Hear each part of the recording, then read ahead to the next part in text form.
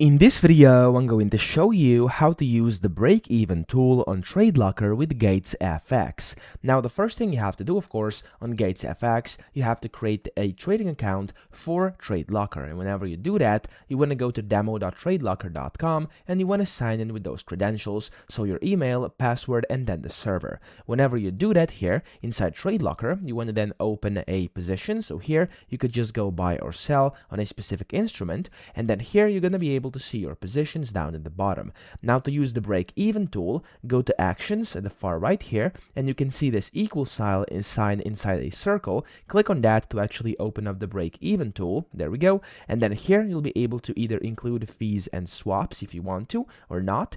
And then here you can then click on Set Stop Loss, or in some cases Take Profit, and whenever you do that here, you'll basically go ahead and use the break-even tool. So that's how you do it. I hope this video helped you out. If you did, please subscribe to the channel and help me out as well.